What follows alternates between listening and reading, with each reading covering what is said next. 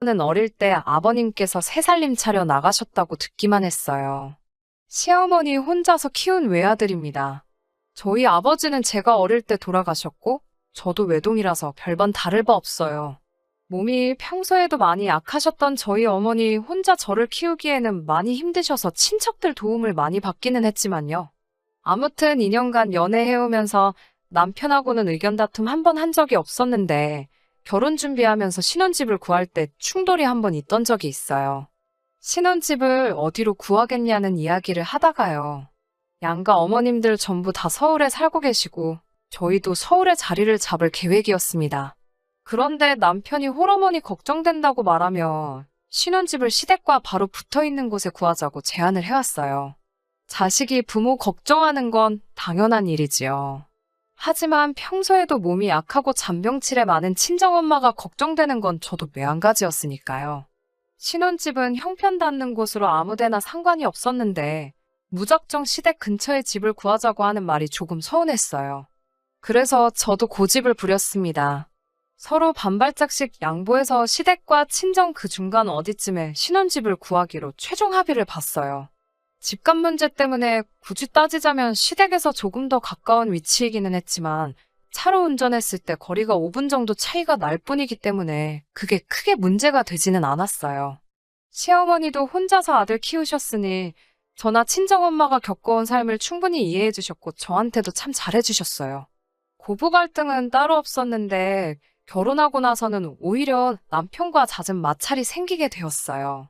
외아들이다 보니 시어머니께서 이따금씩 딸 가진 사람들 보면 그렇게 부러워하셨다네요. 그래서 시어머니께 애교도 부리고 딸 같은 며느리가 되어달라고 하더라고요. 그렇게 하는 건 어려운 일도 아니지요. 평소 무뚝뚝한 남편 성격도 알고 있고 시어머니라는 이유 하나만으로 제가 거리두고 지내고 싶은 생각도 없었지만요. 살가운 며느리가 되는 건 일도 아니지요. 그런데 정작 그런 말을 하는 남편은 친정에 가서는 손님인 티를 팍팍 내더라고요. 친정엄마도 외동딸 키우면서 집에 남자가 없어 힘쓰는 일 있을 때는 고생 좀 하셨는데 오래된 가구 같은 무거운 걸 버릴 일이 생겨 남편에게 좀 다녀와 보라 그러면 그렇게 싫은 티를 팍팍 내더라고요. 제가 시어머니께 하는 만큼 남편도 아들 같은 사위처럼 행동해줬으면 좋을 텐데 친정에 가는 날이면 정말 손 하나 까딱 안 하고 말도 한마디 안 해요. 식사 끝나면 TV 앞에 가서 평소에는 보지도 않는 텔레비전 보면서 웃긴 장면이 나와도 뭐가 그리 심각한지 세상 진지한 표정을 지으며 웃지도 않고 불편한 기색을 숨기지 않았어요. 하루는 아쉬워서 제가 시어머니께 하는 만큼 자기도 조금 살갑게 해줬으면 좋겠다 하니 사위하고 며느리가 같냐면서 성질부터 내더라고요. 노력해보겠다는 대답은 하지만 결국 고쳐지지는 않았어요. 매번 다툼의 이유는 같았어요. 남편이 저에게 바라는 것만큼 저도 남편이 비슷하게나마 해줬으면 하는 사소한 이유들이었는데 끝까지 변하지 않는 모습이 저를 서운하게 만들었어요.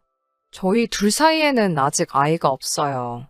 양가 상황이 그렇다 보니 지원을 넉넉하게 받지도 못했고 억지로 서울에 집을 구하게 되면서 대출금도 많이 생겨서 조금 여유가 생길 때까지 기다리기로 했지요. 그러던 와중에 남편이 이직의 기회가 생겨다니던 회사를 그만두게 되었어요. 그런데 입사를 앞두고 있던 상황에 코로나가 터지면서 이직하기로 한 회사에 문제가 생겨 이도저도 아닌 상황이 되어버렸습니다. 남편이 멘붕이 온 게 딱 느껴지더라고요. 저 혼자 벌어도 버틸만 한 상황이었고 힘들어하는 남편 보니 안쓰러워져서 이참에 더 준비를 해서 더 좋은 회사로 옮길 수 있는 좋은 기회라고 너무 부담 갖지 말고 준비를 잘 하라고 응원해줬어요. 남편은 그 말에 엄청 고마워했고 저한테도 더 잘하겠다고 했습니다. 그때까지는 정말 우리 사이에 앞으로 그 어떤 문제가 있을 거라고 의심조차 하지 않았습니다. 그렇게 남편은 집에서 이직 준비를 하고 저 혼자 벌이로 생활을 시작한 지 얼마 되지 않아서 친정어머니께서 빌라 계단을 내려오다가 발을 헛디디셔서 크게 넘어지신 적이 있어요. 뼈가 부러지거나 한 건 아닌데 인대가 늘어나서 거동이 불편하신 정도로 끝나 다행이었지만 걱정이 되는 건 똑같았습니다. 남편에게 친정엄마의 상황을 설명하고 괜찮아지실 때까지 한동안만 우리 집에서 머물며 지내면 안 되겠냐고 물어봤어요.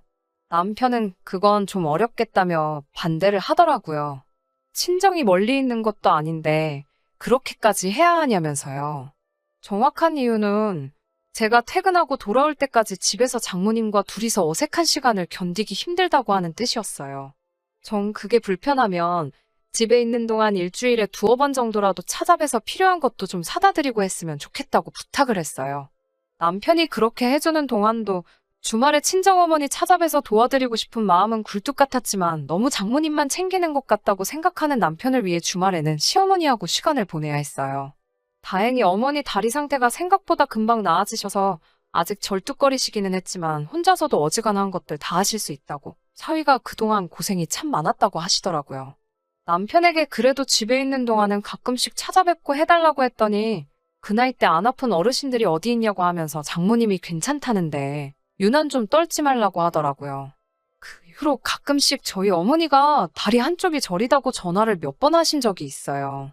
병원에 가보시겠냐 여쭈어봐도 괜한 걸로 사위 고생시키고 싶지 않다고 거절을 하셨어요. 그냥 다리 다쳤던 거 후유증인가 보다 하고 넘어갔죠. 그리고 잊을 수 없는 그날이 찾아왔습니다. 그날따라 회사에서 아침부터 회의에다 일이 정신없이 바빠서 친정어머니한테 걸려온 전화를 받지 못했어요. 한참 뒤에야 엄마한테서 온 문자를 확인했고요. 두통이 너무 심해서 낮잠도 못 자겠다고 보내셨더라고요. 집에 있는 남편에게 전화를 해서 상황이 이래저래 하니 잠깐 엄마한테 다녀오고 가능하면 병원에도 좀 모셔다 줄 수 있냐고 부탁을 했습니다. 남편은 장모님 몸 안 좋은 게 하루 이틀일도 아니고 평소에도 엄살이 엄청 심하시지 않냐고 대놓고 가보기 싫다는 걸 돌려서 말하더라고요. 자기네 엄마는 열이 펄펄 끓어도 병원 한 번 안 가고 자기한테 엄살도 안 부리신다고요. 툭하면 병원이며 약이며 그걸 엄살 부리실 때마다 매번 어떻게 다 챙겨드리냐고 짜증을 내더라고요. 자기도 집에서 노는 게 아니라 이직 준비하느라고 힘든데 자기를 지금 집에서 노는 사람 취급하는 거냐며 화를 내길래 전화로 대판 싸우게 되었습니다. 혼자 택시 타고라도 병원에 다녀와 보시라 전화를 걸었는데 받지를 않으셨어요. 낮잠을 청하고 계셨으니 잠드신 거라 생각하고 따로 전화는 더 하지 않았습니다. 마침 야근까지 겹쳐서 그날 아주 늦게 퇴근을 하게 되었고 퇴근길에도 전화를 드렸는데 안 받으시길래 괜히 푹 주무시는 거 깨우나 싶어 다음날 일찍 전화드려야겠다 했어요. 평소에도 새벽잠이 많이 없으신 편이라 저도 아침 일찍 일어나 전화를 드렸는데 평소라면 한참 일어나 계실 시간인데도 전화를 받지 않으셨어요. 그때부터 안 좋은 예감이 들고 괜히 마음이 진정이 되지 않더라고요. 출근도 하지 않고 친정으로 향했습니다. 어머니는 바닥에 쓰러져 계셨어요. 급성 뇌경색이었습니다. 이미 골든타임을 놓치고 한참 시간이 지난 뒤였기 때문에 손쓸 도리가 없었고 뇌사 판정을 받으시고 나서 얼마 뒤 병원에서 돌아가셨습니다. 누구 탓을 하겠어요. 제가 이미 남편에게 다녀와 보라 전화했을 때에도 이미 늦은 상황이었대요. 남편이 제 말을 듣고 곧바로 친정으로 향했다 한들 이미 손쓰기에는 늦은 시간이었던 거예요. 제 잘못이 분명했어요. 엄마는 이미 몇 번이고 저에게 몸 상태가 평소와 다르다고 자주 연락을 했었는데 회사 일이 바쁘다는 핑계로 매번 남편에게 부탁만 하고 그냥 평소처럼 몸이 안 좋으신가 보다 하고 넘겼던 제 잘못이 분명했어요. 남편이 아주 잘못이 없다고 할 수는 없지만 제 잘못이 큰데도 남편을 원망하게 되었습니다. 그동안 장모님이라고 우리 엄마 불편하게 대했던 그런 식으로 저를 아쉽게 만들었던 일들이 자꾸 생각이 났어요. 한동안 한 집에 살면서도 서로 없는 사람인 척 살았습니다. 남편도 나름 저에게 미안한 마음이 있었을 테고 저도 엄마가 돌아가신 이유를 남편의 탓을 하기 시작했으니 집안 분위기가 말도 아니었어요. 그러다 하루는 아침에 일어났는데 평소보다 기분이 상쾌하더라고요. 제 눈치 본다고 거실 소파에 앉아 커피 테이블에 허리 숙이고 공부하고 있는 남편을 보니 원망스러운 것보다도 미안한 마음이 더 크게 들더라고요. 남편에게 그동안 견뎌줘서 고맙다. 그리고 미안하다 사과를 했어요. 남편도 그 말에 눈물을 펑펑 쏟으면서 자기 잘못이 크다며 저한테 사과를 해왔고요. 그날 저는 어머니를 떠나보낸 사실을 이겨내고 남편과의 쌓여있던 악감정도 전부 풀었습니다. 그때까지만 해도 정말 저는 우리 사이에 이제 좋은 일만 가득할 거라고 생각을 했어요. 그리고 같은 주 주말에 퇴근을 하고 왔는데 현관 앞에 커다란 여행 가방이 하나 있고 집안은 어수선하더라고요. 옷방으로 쓰던 방에 있는 옷들은 거실 밖으로 다 꺼내져 있고 옷방 안에 시어머니가 짐을 풀고 계셨어요. 어머님께 어쩐 일로 오셨냐 물으니 남편이 말을 안 해줬냐고 위하해 하시더라고요. 남편한테 가서 무슨 일이냐 물으니 남편이 이제는 저에게 시어머니와의 합가를 요구하네요. 장모님 그렇게 된 거 보라고 자기는 이제 같은 후회를 남기기 싫다. 장모님 돌아가시고 나서 사실 혼자인 시어머니 걱정에 자기도 잠도 제대로 이루지 못했다고 말을 하네요. 평소에도 딸 같은 며느리였고 시어머니도 저에게 잘 해주니 어려울 게 뭐가 있느냐고 하네요. 저희 엄마가 살던 빌라를 정리하고 시어머니도 전세금을 빼고 저희 신혼집까지 합치게 된다면 더 넓은 집으로 이사를 갈 수 있지 않냐. 여태껏 맞벌이 한다고 아이도 갖지 못했는데 시어머니가 계시면 아이도 당연히 봐주실 텐데? 그러면 저도 다니는 회사 그만둘 필요도 없고 제가 회사에 나가 있는 동안 어머니가 살림도 해주실 거고 그러면 자기가 이직 준비하는데도 전념할 수 있으니 나쁠 게 뭐가 있냐고 합니다. 틀린 말 하나 없기는 한데 그 설명을 들으니 다 이겨낸 줄 알았던 엄마 생각이 나더라고요. 다리 다치셨을 때도 불편하다는 이유로 잠시간 우리 집에서 지내지도 못하게 하고 몇 번 찾아뵙는 것도 귀찮아하고 어머니가 돌아가신 그날도 또 엄살 부린다고 말하고 저한테 언성을 높이던 그 모습도 같이 스쳐 지나갔어요. 솔직히 그때 어떤 반응을 해야 할지 몰랐어요. 시어머니가 계셨기 때문에 저는 아무 말도 못하고 그 길로 집 밖으로 뛰쳐나왔습니다. 지금은 어머니 혼자 지내시던 비어있는 친정집에 와 있습니다. 거기서 이렇게 사연 적어봅니다.